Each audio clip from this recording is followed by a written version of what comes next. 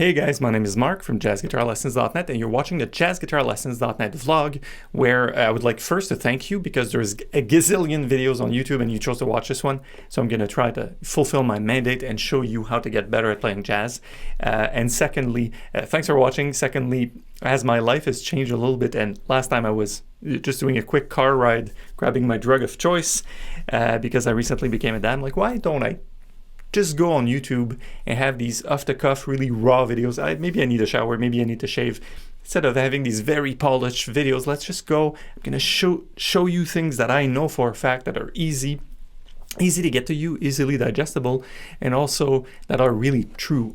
One thing that came clear in the past few years is I can only teach jazz guitar to the extent that I've learned in this fashion. So the way I've learned is what I can teach you because that's a recipe. I know what works for me. The rest I can't really teach you for sure. So here we go.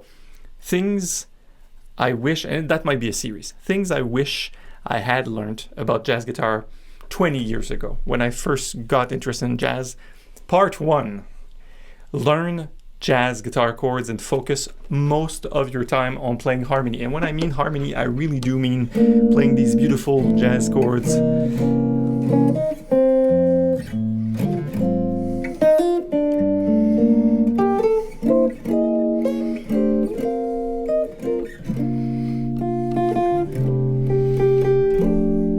Something like that. So I'll just play a bit of a 2-5-1 in F, right? And there's all these elaborations of it that I would have looked at a guy playing me this part and go, well, I picked up a chord book and they said this is G minor 7, so there.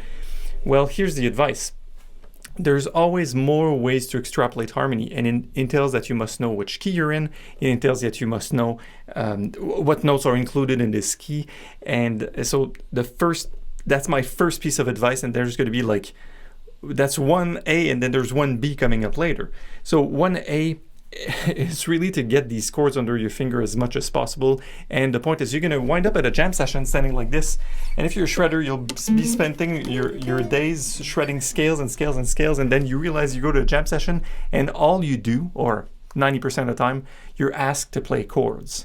So if I could take 16-year-old me, I would shake that little bastard and go, hey dude, play chords. You play chords all the time, all right? Play chords, chords, chords, chords, chords. And of course, I just want to put this out there. If you guys want to take your chops to the next level, I really encourage you to use a link here or here in the description to book a call with me. And we can see if I can map out a custom plan for you and we can work one-on-one and see if it's a good fit for my mentoring and coaching program that I just recently started to reopen.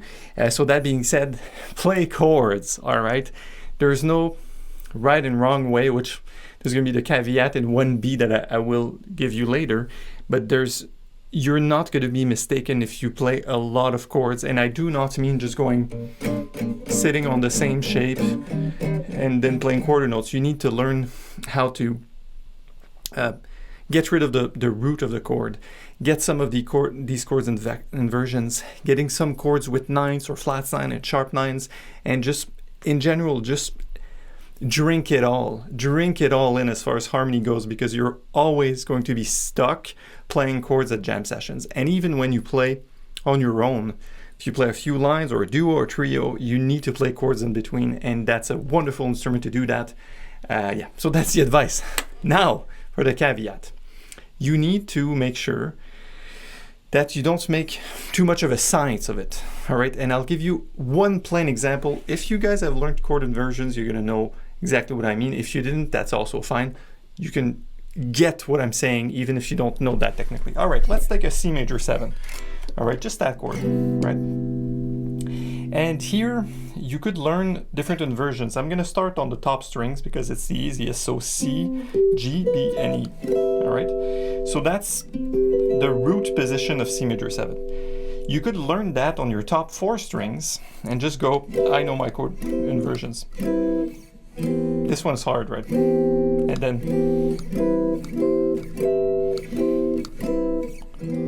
this is very good learning. It's a very good thought exercise. It's very good for your brains and fingers. However, here's my caveat.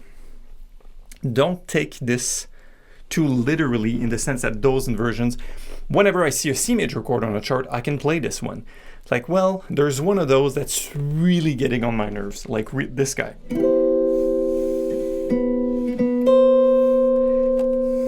It doesn't even sound good. Maybe in passing, maybe in a certain moment you'll be like, oh yeah, it sounds good, but I hear so many beginning jazz guitarists learning all the inversions and sitting on this guy. And it's just creating dissonance. Like, man, can't you hear it doesn't work? So maybe change it and add. So you avoid a part of that dissonance, right? So, Jesus. So to avoid a part of that dissonance, what you can do actually is just add a ninth. That's just an example, but you can change more things at this chord to make it friendly and to develop these more modern versions. So here's my first thought. Yes, what you learn in books and your inversion saying it contains the 4 notes, it's a good chord. It does work, but in the end, when I say drink it all in, what I recommend is you pick examples. You take Kenny Burrell, Wes Montgomery, Ed Bickert, and I know Barney Kessel, Joe Pass. It's hard transcribing chords from recordings. It's very hard. It's hard to hear lines. Imagine how hard it is to transcribe chords, but that's where the juice is. And if you can't do this on your own, of course, you can get a coach. I'm an example. But the point is, trust the science of it, of building harmony in chords, but also look at the tradition and how chords came about and how they're used, and the context is going to give you so much. I'll give you another example. If we're still in the key of C major, we can do a 2-5-1 in the key of C, like this one, right? And then you're going to look at this D minor 7 chord, and of course you should explore your inversions and always have all these chords. But then what if you want to start to play so what style, right?